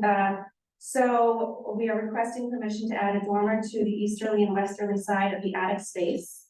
Property consists of 6,861.2 square feet of land with 67.87 feet of frontage on Butler Street. There's currently a non-conforming easterly side setback of 8.8 feet where 10 feet is required. No work will affect the 8.8 side setback. There's a non-conforming front yard setback of 7.3 feet where 25 feet is required. No work will affect the 7.3 front yard setback. No work will exacerbate the existing nonconformities. To proceed with the project, petitioners need to we require a special permit to modify the pre-existing non-conforming structure because there is an alteration to a pre-existing non-conforming structure. When we look at the zoning matrix, we're requesting to add 198 square feet. The only change to the zoning matrix is the number of bedrooms. So we're requesting to go from 4 bedrooms to 5 bedrooms. So the goal in the attic space is to put in a bedroom/office and then a play space for the kids. We were hoping to do this project without dormers, but we cannot legally do it because the staircase does not allow for it for the headroom. There's 9 neighbors on the street, or I guess there's 9 houses total of one of them. So we have 8 neighbors. We have sign-offs from 5 of them. We just didn't get to the other 2 in time. And that's sort of our project. All right, thank you very much. We'll close that portion of the public hearing and look out into this vast room and audience to see if there's anyone who wishes to speak during public comment. Seeing no hands in the room, seeing no hands online, I will go ahead and close the public comment section and we'll go right to questions from the board. Mr. Swan, any questions? I just wonder if you could put, the elevation, the one, so there's a little dormer on this side is what you're proposing, and the other side, has the longer dormer, basically, that's what you're proposing. Yeah, so if you look at, looks like slide 5 or image 5. My understanding is this rule has changed since we originally did the house. But when we did the addition to our house 3 years ago, we didn't overlay to the roof to the main house. So we can only do a half dormer on one side of the house because of the roof overlay. But because of the angle of the way the garage was built, you only see one small portion of the dormer, even though it goes halfway in on that side. I see. All right, actually, I don't have any, I applaud you for coming back yourself and not having a lawyer in tow, and Thank you. I have no other questions for you. Thank you. No offense to my lawyer colleagues, both sides of me. And unpaid. Okay, Mr. Blat. Yes, thank you, Mr. Chairman. Just a couple quick questions. The long dormer side, is the neighbor 8 Butler Street on that side? No, that's 4. That's 4. And is there one of those from 4? Yeah. Okay. And from 8. Yeah, I saw 8. I just didn't know if the numbers went off the hill or. Yeah, Yeah, we okay. have great neighbors. Who did this 3 years ago for us as well. Yeah, so that's my next question. So I remember that.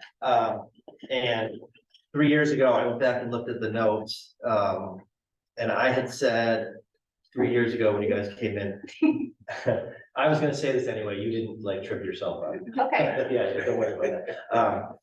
I had said 3 years ago that the massing was a concern, but it was stepped back from the front of the property and had support of the neighbors. Okay, so there's that again. And then, Ed Cameron, who's no longer on the board, said he thought, that the project seemed large for the street.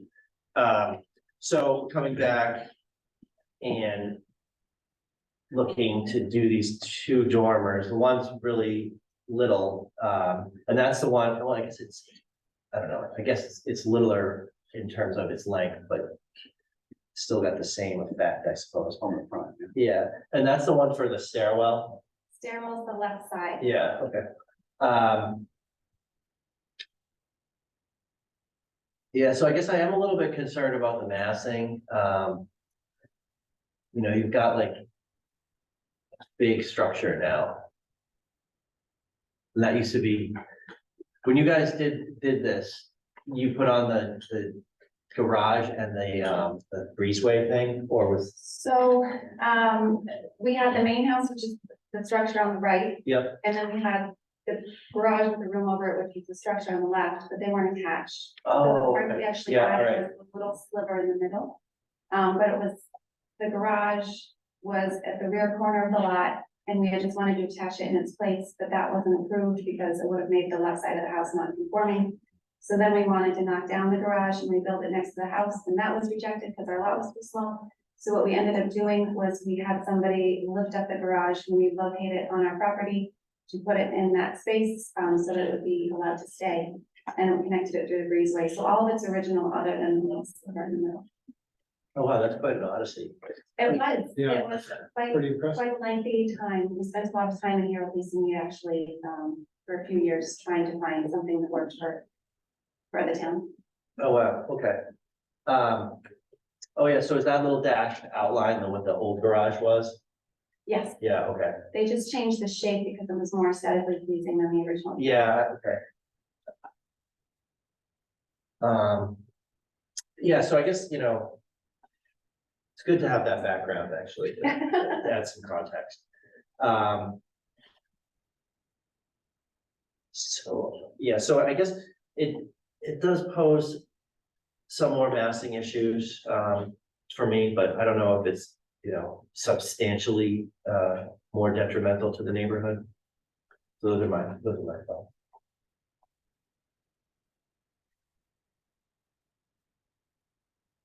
Or my questions. This was question period, right? This It was still no questions. Well, I started, wow, okay, sorry. I guess I was trying to get everybody out of here quickly. It is like. So I have no further questions, thank you. Okay. Just to follow up, could you comment a bit about how the proposed massing compares to some of the other houses in the neighborhood? So 2 houses on Butler Street have dormers, which is about 25% of the street. If you spend any time on Butler Street, some of the things that have happened since we've lived there is there were some very large homes placed on the corner of Butler and Howard, where facing Howard Street, they almost look like 1 story, but the rear facing Butler Street, they're about 3 stories high. 3 of those homes were built, and then behind us, a 5,000 square foot house was built. And then to the right of us, actually for Butler Street, a substantially larger home than ours with a 3-car garage. So ours, even though it seems big in this one central picture, I'd say it's about in the medium range of the size of the homes on the street. Thank you for that. Very good. Shannon? I don't have any questions. We're not deliberating. Not yet, no. No question. And perspective, any questions? My question is that it's the sidewalls of the dormers are 5 feet up, is that what it is? Yeah. From the bottom. It's a small neighborhood. Yeah.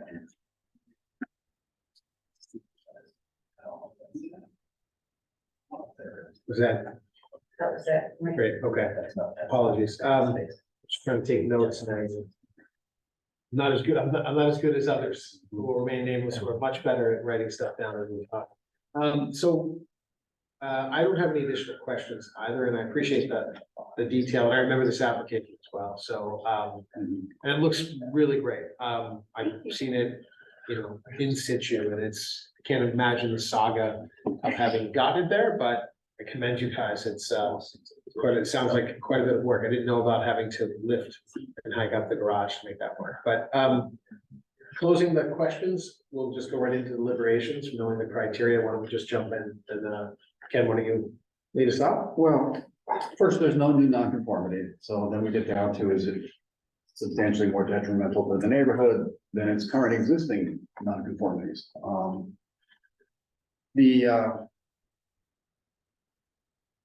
I took a little tour of your street today, and I was just wandering up and down the street, thanks to Google Maps here. Oh, yeah.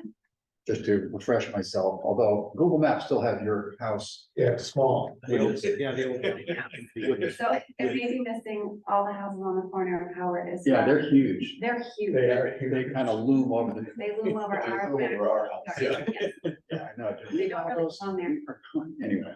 but yes, there's 3 of them. You know, when people put long dormers on, there's always a massing issue. This house is set back somewhat from the street, and it's, you do have those giant looming things up the street. You have that yellow house that's kind of double house down across from you. You do have all your neighbors supporting you. No one's objecting.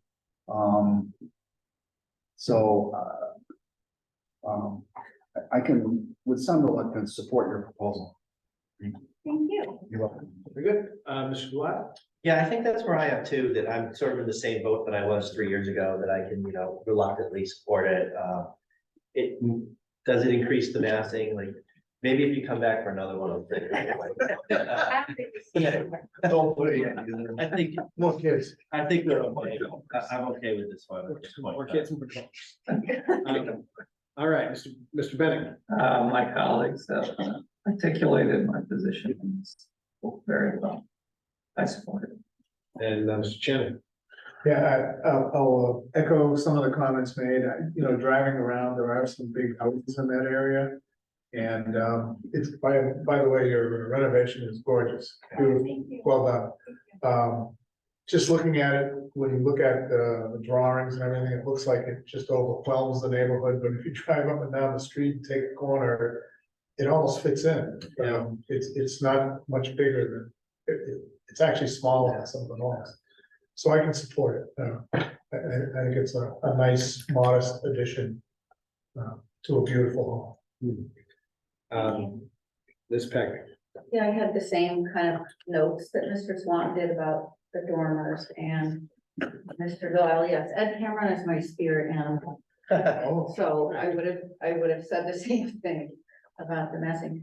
I don't have any objection to it. I am a little bit confused as an associate member, why the board continually approves decks and dormers and increased massing and then looks to what it has already approved to say, well, they're already decks, they're already dormers, they're already increased massing. It just seems like a circular argument.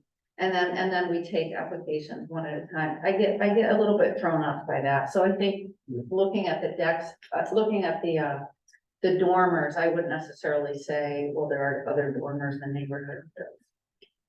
I think that's fair, and just to kind of dovetail on that, we aspire to take every application as it's presented, within a sort of snow globe vacuum in and of itself and itself only. Though we also live in the world, so I think we are, at differing levels, differently able to sort of sterilize and sanitize our thinking with respect to what is around it. I will say that we all, or at least I know that we all likely aspire to insulate ourselves and try not to be influenced by what is existing. But when we think about the big picture and the criteria, it's hard to render ourselves like devoid of that detail because the context of the neighborhood is part of it. It doesn't mean that we say dormers are here, so therefore more dormers, that's fine. Decks are already here, so that somehow dulls the sharpness of new decks. But all in all, I think that the context of the neighborhood that's massing are usually, they're an influencer, but I really appreciate every one of our members sort of, if you see something, say something, so that we all get better by that, buoyancy of saying, hey, are we being true to our, our through line of thinking? Are we being fair? Are we being balanced and consistent? Does everybody get a balanced shake? Or is this some aggregation of like getting ever closer to, streets and blocks with nothing but dormers and decks, in its worst configuration? I think that in this instance, to Holly, to both of your credit, I remember the application. It was hard to imagine. I think some of my colleagues had shared this. It was hard to imagine just how this would all sink in context. But Butler Street is, you know, a little street with a big attitude, right? Like there's lots of big houses there. Yours is not an outlier in my estimation, though it is a pristinely well and thoughtful and elegant example of, you know, adaptive massing to grow with a growing family in our changing world, right? So that is important for us because we look at that big context. Dormers are, you know, bad in the micro, but sometimes they're not as, you know, they're not as onerous as they can be. And I think all else being equal, I don't love dormers architecturally, always, but I don't hate them either. I look at this and this is a very subtle adaptation of lifting that roof in a way that is as unimpactful as can be hoped for from a streetscape. And I don't think it changes the context of it at all for me. Though I recognize that it's now different. The one thing I do notice is that it's better for you.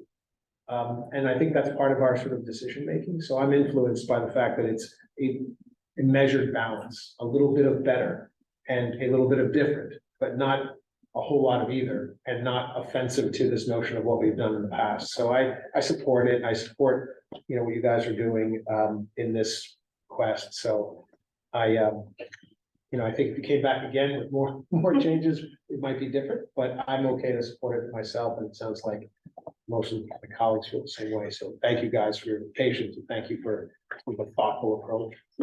We'll see how it all shakes out in a moment. Any further deliberations? Any motion? And or any conditions? I'd be happy to make a motion to approve the special permit for nonconformities for 6 Butler Street. All right, motion's made by Mr. Swanton and seconded by Mr. Delisle. Calling the roll, the motion to approve the special permit for nonconformities on 6 Butler Street. Mr. Swanton? Yes. Mr. Delisle? Yes. Mr. Bennett? Yes. Mr. Shannon? Yes. And Rob Champetti, I vote yes. 5 in the affirmative, the ayes have it, motion carries. Good luck. Thank you guys so much. Yep. We appreciate Take it. care. Sorry again for being late. No, we're still here. You're in this meeting, not the other meeting. That was Yeah. really. Thank you guys for coming in. Good. Thanks for going to that. Thank you. Good night. Good night. Okay, so we'll close our public hearing and go into business meeting. We have the approval of the minutes from August 8th and from September 12th. Any changes or revisions to either of those minutes? If not, we have a motion to approve each of them or both of them together. We can, if there's no changes, we can do it together as one motion.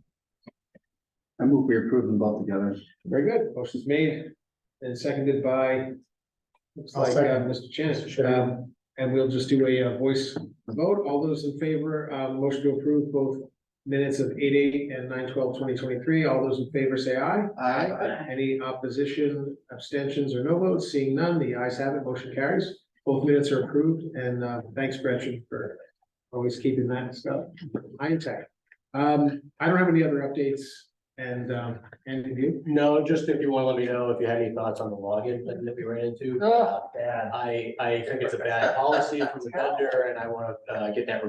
I don't think it's appropriate for our municipal access to permanent stuff, but if you disagree, let me know. Otherwise, I'm going to continue to pursue that. So. Yeah. Cool. All right, we have a motion to adjourn. So moved. All right, all those in favor? Aye. Hearing's adjourned. Thank you, guys. Thank you. I know.